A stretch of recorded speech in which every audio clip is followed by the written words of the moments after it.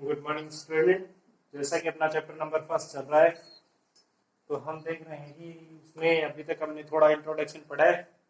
आज आपको मैं एक नया टॉपिक पढ़ाने वाला हूँ। तो हमारा नया टॉपिक आज का लॉ ऑफ केमिकल कॉम्बिनेशन।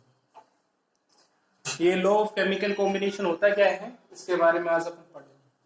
मतलब चीजें हैं केमिकली कैसे कंबाइंड होती हैं, कैसे उनका जो रेशियो है कॉम्बिनेशन का रखा जाता है, ये सब आज अपन पढ़ने वाले हैं। तो अपने पास लॉ ऑफ केमिकल कॉम्बिनेशन में हमारे पास 5 लॉ आते हैं।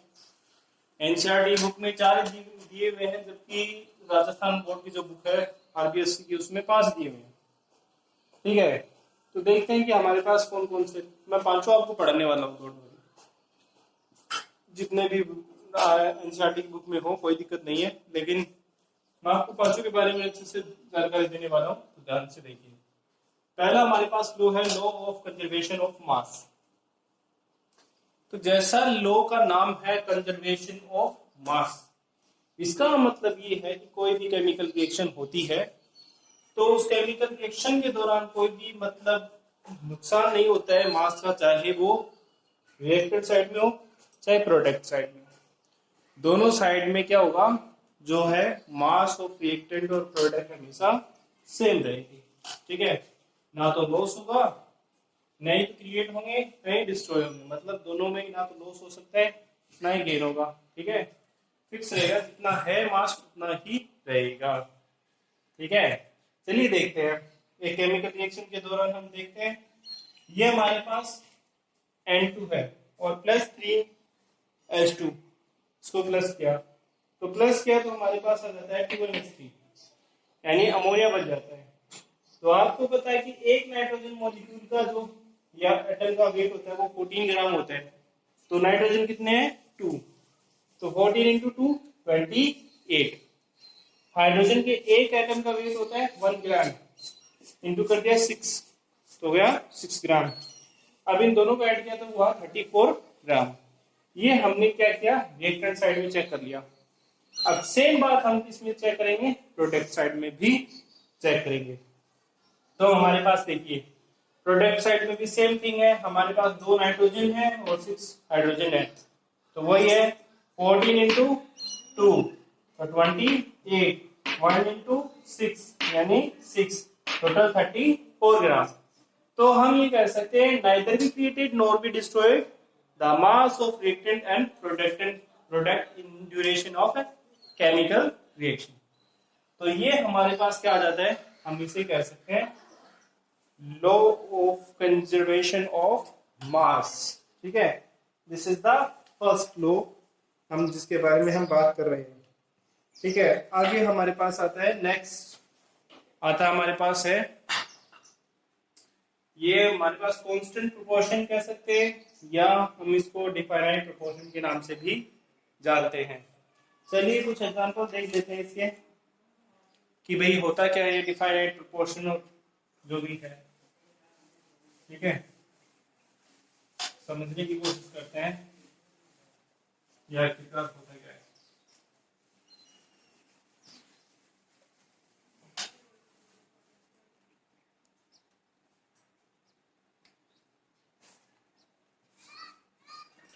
तो जैसे एग्जांपल ले रहा हूं मैं आपके सामने C+O2, क्या बन गया, CO2। ये हमारे पास रिएक्शन नंबर 1 है। दूसरी रिएक्शन हम लेते हैं CaCO3। ठीक है, अब हम इसको अगर इसका फॉर्मेशन आगे करेंगे तो हमारे पास बन जाता CaO प्लस CO2। ठीक है, ये हमारे पास एक रिएक्शन बन जाती है। अब इसमें कांस्टेंट प्रोपोर्शन का क्या मतलब है वो आपको मैं समझाता हूँ कि आखिरकार क्या है सिस्टम, कांस्टेंट प्रोपोर्शन है क्या। तो कांस्टेंट प्रोपोर्शन मतलब होता है कि हमारे पास जो भी फॉर्मेशन हो रही है, रिएक्शन हो रही है, उसमें क्या है कि जो भी चीजें बन रही है वो कांस्टेंट है कि नहीं। तो हमने सबसे पहले देखा कि हमारे पास ये है कार्बन और ऑक्सीजन। तो मैं इनकी बात करता हूं कि कार्बन का जो वेट है वो 12 ग्राम होता है, ऑक्सीजन के एक एटम का होता है 6, और इनटू कर दिया मैंने किससे, 2 से, तो कितना हो गया 32। ये हमारे पास है रेशियो 12:32। अब देखो इसको शॉर्ट कर लेते हैं, दोनों 4 से डिवाइड हो रहे हैं, तो 4 से डिवाइड तो ये आ गया 3, इसको डिवाइड किया तो ये आ गया 8। तो 3:8 के कॉम्बिनेशन में कार्बन और ऑक्सीजन एक दूसरे के साथ ज्वाइन हो रहे हैं, जुड़ रहे हैं या फॉर्मेशन बना रहे हैं, ये सब हो रहा है।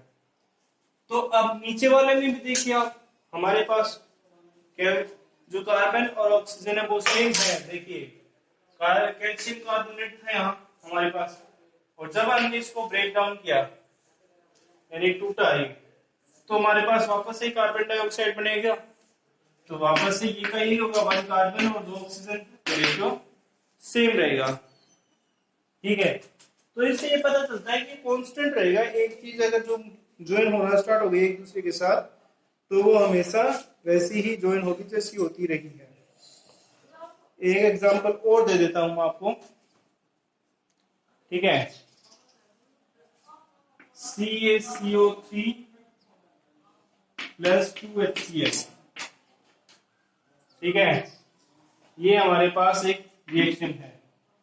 इस रिएक्शन का जो है हमारे पास प्रोडक्ट हमारे पास बनेगा, क्या बनेगा, रिएक्शन का प्रोडक्ट हमारे पास बनेगा CaCl2 plus CO2 plus H2O। ये हमारे पास रिएक्शन का प्रोडक्ट बनेगा। अब देखिए मेथड चाहे प्रिपरेशन का कैसा भी हो, लेकिन हमारे पास क्या है, जो प्रोपोर्शन है वो वैसा का वैसा ही रहना चाहिए। ठीक है, तो ये हमारे पास कैल्शियम कार्बोनेट था, उसको हमने HCl के साथ रिएक्शन करवाई, रिएक्शन के बाद में कैल्शियम कार्बन कैल्शियम क्लोराइड बन गया, कार्बन डाइऑक्साइड बन गया और वाटर मॉलिक्यूल्स बन गए। तो क्या है, प्रिपरेशन का मेथड चाहे कैसा भी हो, लेकिन प्रोपोर्शन हमेशा सेम रहेगा। Okay, good morning friends. जैसा कि अपना चल रहा है प्रोग्राम लो केमिकल कॉम्बिनेशंस, तो उसमें थर्ड लो आता हमारा लो ऑफ मल्टीपल प्रोपोर्शंस। क्या होता है लो of multiple proportion?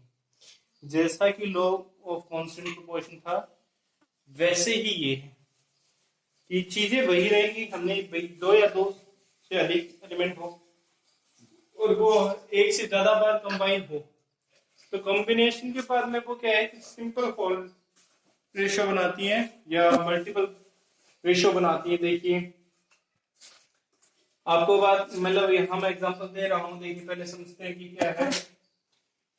When two elements combine to form more than one compound, मतलब दो ही एलिमेंट हो जो एक दूसरे के साथ कंबाइन हो और एक से ज्यादा कंपाउंड बना रहे हो, then the masses of one of the element which combine with fixed masses to the other element, मतलब एक एलिमेंट एक ऐसा होगा जो कि क्या करेगा, जो पहले वाले के साथ कंबाइन हो रहा है वो क्या करेगा, एक सिंपल होल नंबर रेशियो बना सकता है।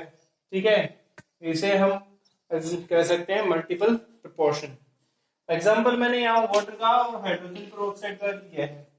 दिस इज वाटर और दिस इज हाइड्रोजन पेरोक्साइड। तो देखिए दोनों में हाइड्रोजन तो फिक्स है कि हाइड्रोजन तो उतना ही रहेगा, लेकिन क्या है ऑक्सीजन की अमाउंट क्या है, बढ़ रही है। तो इसका एलिमेंट का रेशियो देखिए 2:16 था, 2:32 था। अब सिर्फ हम ऑक्सीजन का देख रहे हैं। इसने बोला था कि वन ऑफ द एलिमेंट कि जो क्या करेगा अदर के साथ कंबाइन होता है वो एक सिंपल होल रेशियो बना रहा है।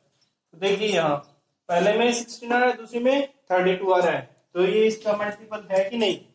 तो इसीलिए इसे हम क्या कह सकते हैं, मल्टीपल प्रोपोर्शन का नाम देते हैं। फिर हमारे पास आता है नेक्स्ट रेसिप्रोकल लो। ये रेसिप्रोकल लो क्या होता है कि जब दो मतलब एलिमेंट्स हैं वो एक दूसरे के साथ कंबाइन हो रहे हैं, तो उसका रेशियो देखेंगे कि भाई रेशियो क्या है उनका। चलिए समझते हैं कि है क्या सिस्टम।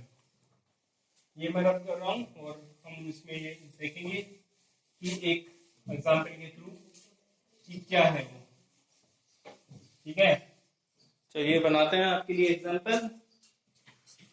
ये यहाँ हमारे पास एक ट्रायंगल, मान लीजिए यहाँ हाइड्रोजन है यहाँ सल्फर है और यहाँ ऑक्सीजन है। तो जब ये इसके साथ कंबाइन होगा, ये दोनों कंबाइन हो गए तो SO2 बनाएगा। ठीक है, ये इसके साथ बनाएगा तो H2O बनाएगा और यहाँ बनाएगा H2S बनाएगा। ठीक है, ये बनाएगा। अब हमें क्या करना है, चेक करना है इनका रेशियो। चलिए देखिए, इनमें से चेक करते हैं। पहले हम वाटर के बारे में लिख लेते हैं, वाटर H2O, फिर हम लिख लेते हैं H2S, फिर लिख लेते हैं SO2। ठीक है, तो देखिए अगर हम पहले वाले में बात करते हैं इन दोनों एलिमेंट की, ठीक है, इनकी बात करनी है, हमें हाइड्रोजन से कोई मतलब नहीं है।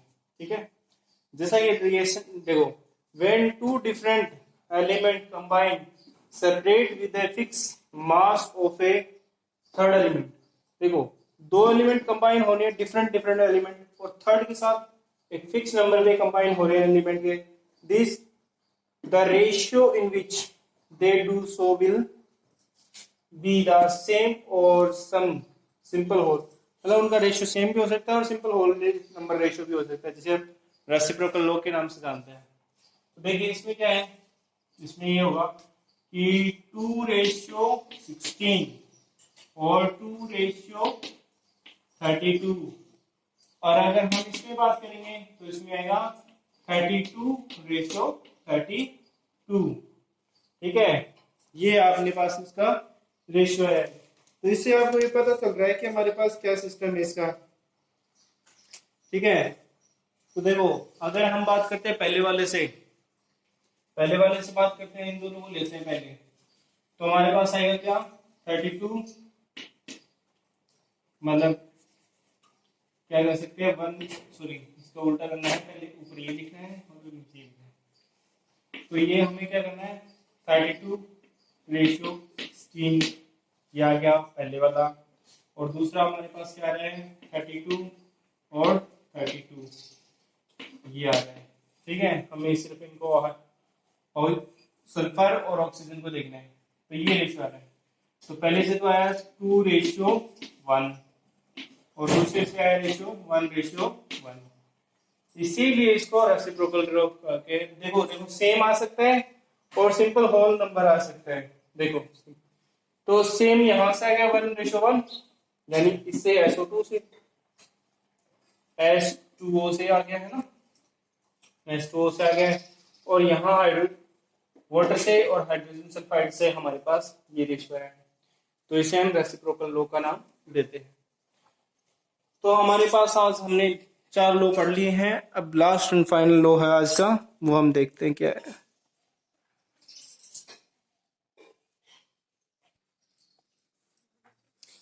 चलिए, this is the last law of today, Gay Lussac's law of combining volume. इसके अंदर क्या होता है कि देखिए पहले लॉ से समझ लेते हैं। When gases react together and produce in a chemical reaction they do so in a simple ratio by volume. मतलब क्या है कि अगर कोई गैस हो तो वो क्या करेंगे, सिंपल रेशियो में मतलब कंबाइन होंगी। They do so in simple ratio in a volume one another, मतलब एक सिंपल रेशियो में। अगर हम इसका रेशियो माने तो ये 1 वॉल्यूम है और ये भी 1 वॉल्यूम, तो 1:1 कह सकते हैं इसको, ये सिंपल रेशियो हो गया। ठीक है, and to the volume of the product provided all gases at the same temperature and pressure. मतलब क्या होगा कि मतलब जो अगर ये दोनों रिएक्ट करेंगे तो मान लो हमारे पास यहाँ 2 वॉल्यूम जो है बना रही है। अगर कोई भी जो गैसेस हैं वो इसके सेम टेम्परेचर और प्रेशर पे अप्लाई करेंगी तो सेम कंडीशन बनेगी। मतलब ऐसा ही करेंगी कि हमने प्रेशर और टेम्परेचर को लगाया तो हमारे पास 2 वॉल्यूम बन रहा है, तो इसमें से तो अगर कोई गैस ली तो वो भी 2 वॉल्यूम ही बनाएंगी।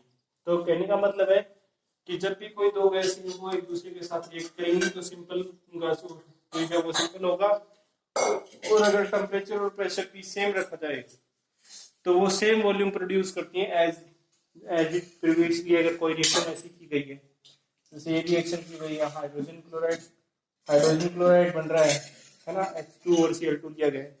अगर इसकी जगह कोई और गैस ली जाए, H2S लिया जाए, तो वो भी ऐसा ही वॉल्यूम प्रोड्यूस करेगा, या H2O लिया जाए तो वो भी ऐसा ही वॉल्यूम प्रोड्यूस करेगा। ठीक है, तो एग्जांपल देखिए, अगर आपको देखना है तो मैं दिखा देता हूँ फिर से। जैसे 2H2O प्लस O2, तो देखो हमारे पास यहाँ 2 वॉल्यूम तो इसके हैं और 1 वॉल्यूम इसका है। ठीक है, 1 वॉल्यूम इसका है, लेकिन हमारे पास क्या बनेगा 2H2O। अगर हमने 2 वॉल्यूम बना तो हमारे पास देखो क्या है, हमने वो एक सिंपल रेशियो के अंदर कंबाइन हो रही है, लेकिन टेम्परेचर और प्रेशर हमने सेम अप्लाई किया तो हमारे पास 2 वॉल्यूम बन रहे हैं। इसमें भी 2 वॉल्यूम तो इसमें भी 2 वॉल्यूम। तो ये हमारे पास था गेज-लुसैक्स लॉ। तो हमारे पास लो केमिकल कॉम्बिनेशन कंप्लीट होते हैं, ये आपको नोटबुक में करने हैं और करके मुझे व्हाट्सएप पे कोई पिक्स सेंड कर देनी है। तो चलिए आज के लिए इतना ही पढ़ते हैं, बाकी हम कल देखेंगे।